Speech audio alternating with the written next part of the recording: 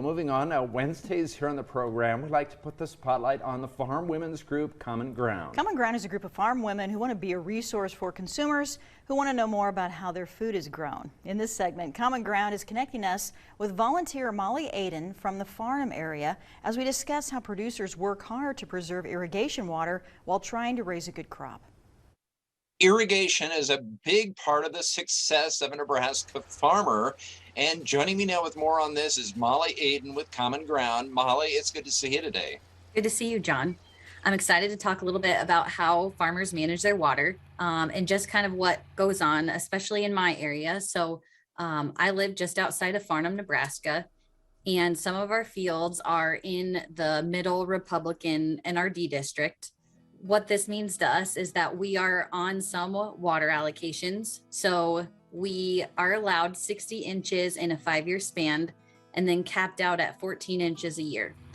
And this is done just to help growers be most efficient with our water and preserve our water that we have in our great state. So one of the things that farmers use to help manage their water is they could have soil moisture probes installed in their field, and those actually go in the ground that sends readings to a phone or a tablet that'll tell them how much moisture is in that spot in the soil.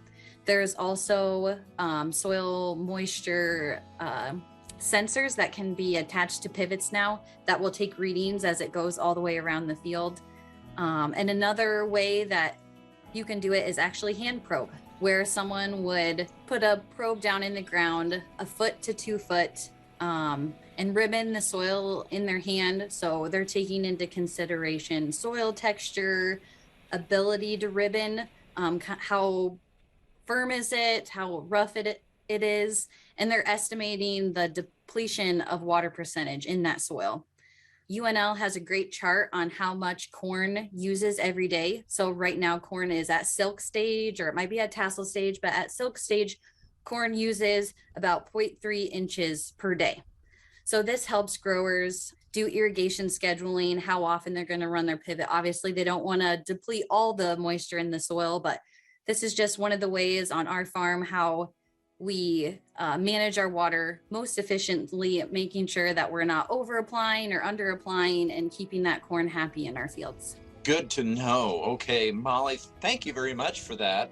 And you are coming back a little bit later with a recipe to share. I am. I enjoy growing flowers in my garden, and I just wanted to share a quick how do you candied rose petals. All right. Thank you, Molly. We'll see you in a few minutes.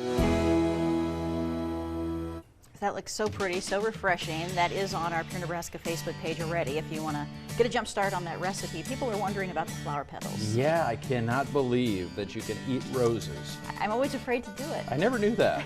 But we'll find out more about that a little bit later. And more Pure Nebraska is on the way.